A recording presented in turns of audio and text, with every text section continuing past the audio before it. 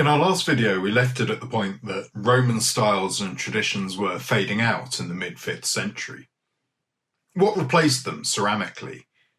Well, it's complicated, especially in this part of the world, round the West Midlands, where it's hard to see who is here and what their allegiances are in the centuries following the departure of Roman governance.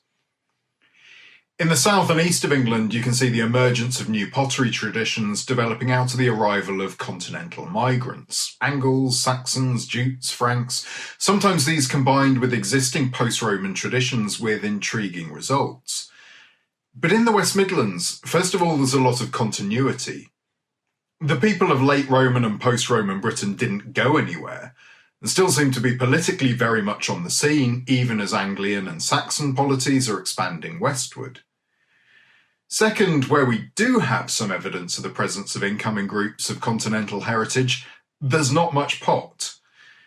The Saxon cemeteries at Beckford, for example, where 140 burials dating from the late 5th to the middle of the 6th century were excavated, yielded only one badly made pot in a burial and 4 undecorated cremation urns. Crucially, there was almost no domestic pottery found from that date anywhere in the vicinity. So it seems pottery was fading from the memory and traditions of the post-Roman inhabitants after a couple of generations, and those migrant groups who did settle in this area didn't have much of a ceramic tradition either. That's okay. It's not a value judgment. There are remarkable craftspeople in many other ways and materials, leather, wood and metal. You only have to look at this Staffordshire hoard to get a glimpse of the skills of their artisans. But where does it leave us trying to date ceramics? Well, you're very unlikely to find any early medieval pottery in the West Midlands. On the Worcestershire Ceramics database, you can see a few examples of these: fabrics 50, 51, 106 and 107. Most have only really been identified at Droitwich, where waterlogged deposits are fantastic for preservation, and which was an important early medieval salt production site. Some are tempered with grass, others with quartz and or sandstone, or are very crumbly. The situation doesn't get much easier through the succeeding centuries. There are a handful of wares from the 9th century onwards: St Neots ware, a Shelley fabric from the Bedfordshire, Northamptonshire area, Stafford wares, sandy fabrics often with a distinctive diamond roller stamp decoration. But these tend to be restricted to urban areas. Stamford ware appears in the West Midlands in the 10th and 11th centuries. This is a white or buff sandy fabric, sometimes with a yellow or pale green glaze. But the first substantial local medieval production along the Severn Valley were the limestone-rich Cotswold wares. They may have their origins in the late 9th century, but most date to the 10th and 11th centuries, stretching maybe into the early 12th. We know a lot about at least one of the 11th century production sites, because at Haresfield in Gloucestershire, the presence of potters is mentioned in the Domesday Book, that great survey of rural England completed in 1086. And a farmstead there, including armfuls of pottery waste, was excavated by Cotswold Archaeology. These wares travelled a long way, going upriver to Worcester and the Avon Valley, and from there to surrounding market towns. The furthest north I've seen it is in Droitwich, about 60 kilometres from the source. They can have quite a distinctive pockmarked appearance, where the limestone has dissolved to leave voids. Sometimes there's quartz or calcite in there too. But the thing which distinguishes them from earlier limestone tempered wares is that they often have bright red speckles of iron ore. From the late 11th century, in the decades after the Norman conquest, the range and number of pottery producers in the West Midlands begins to increase. From the late 11th to the 14th century, pots were often made in small workshops in rural areas. In Worcestershire, these were often sited near woodland for ease of access to fuel for the kilns. They're also typically close to sources of Mercian mudstone or lias clay and had good links by road or river to the markets at Worcester. These weren't large-scale enterprises with contracts and distribution networks. Most producers seem to have been small-scale family affairs. Potting was a seasonal activity and one undertaken alongside agricultural work. The potters we have recorded in records such as the lay subsidy rolls, tax assessment records from the late 13th and early 14th centuries, suggest it was unlikely to make you wealthy, although some potters could make a decent living. For more on how potting functioned in medieval society, there's an article on the Explore the Past blog about a Kemsey woman named Giuliana Lapotare. The documentary records highlight something of a problem with medieval pottery in this area. The Worcester-type unglazed ware, fabric 55, is characterised by dense, rounded quartz inclusions. Secondary inclusions include sandstone. But in those tax records, there are potters listed in Sidbury, in Worcester itself, but also in many surrounding settlements: Northwick, Kemsey, White Ladies Aston, Inkbarrow, Bromsgrove, and we can't reliably distinguish their products.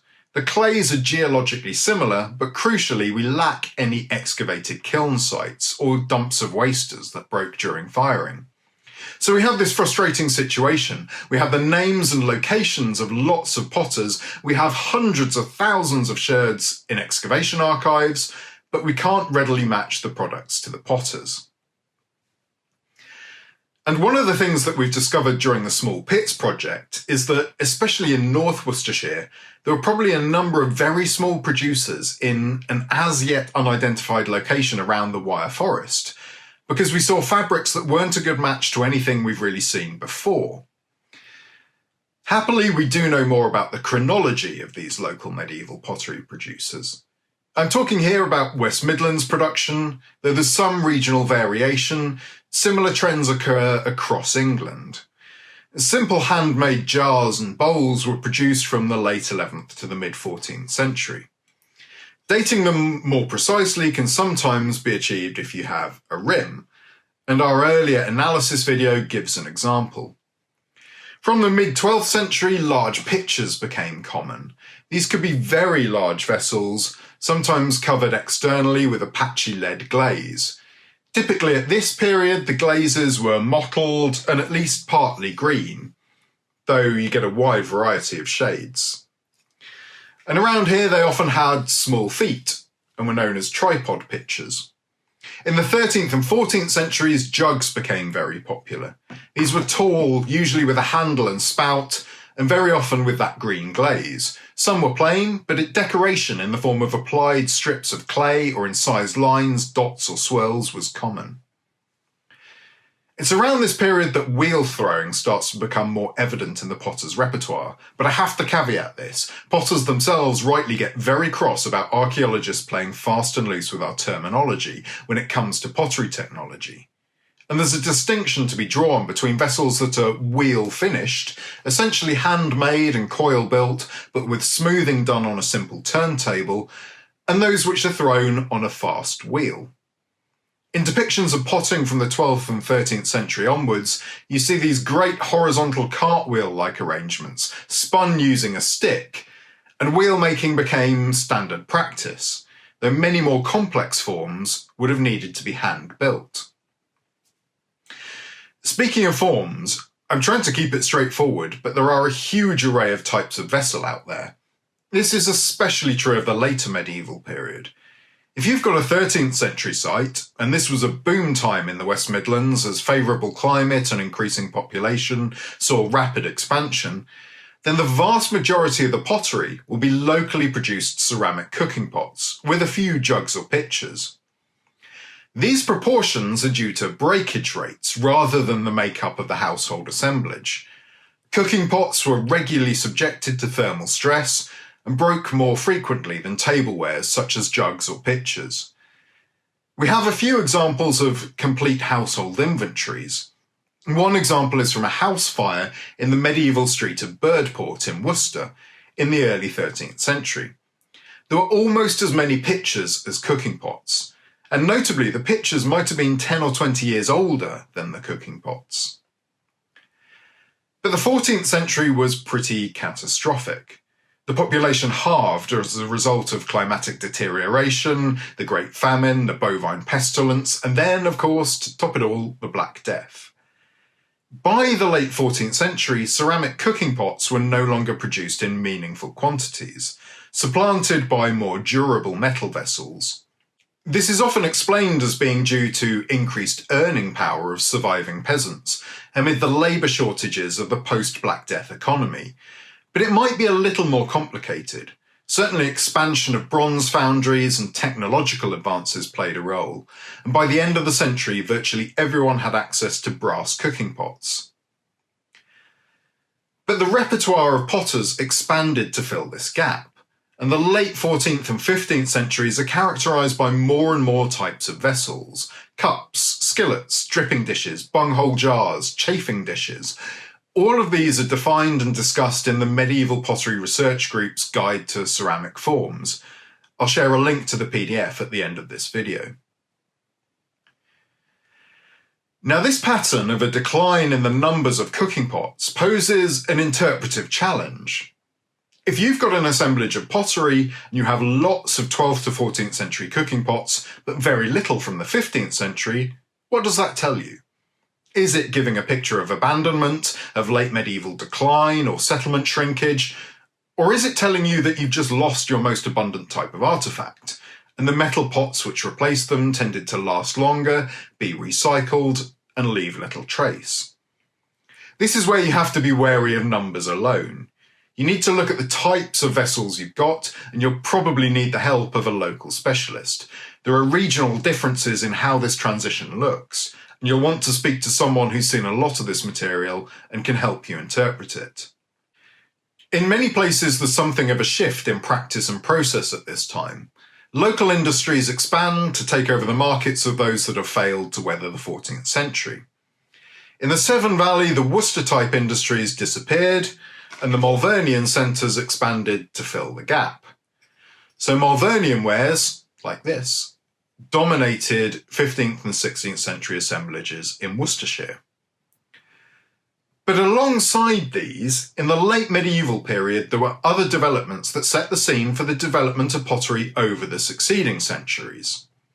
Imports from overseas had been a feature right the way through the medieval period, in small quantities on most sites, but more prominent at major ports, as you'd expect. But increasingly German stonewares became more numerous, until by the 16th century there were millions of these vessels coming into the country, and they got everywhere. They were highly prized as drinking vessels, because, unlike the local earthenwares, they were impermeable. They have a very fine fused body, they're extremely hard, and they frequently have a mottled salt glaze on the exterior surface. This can be orange, brown, grey, or off-white, depending on the period and production centre. They're mainly from the Rhineland.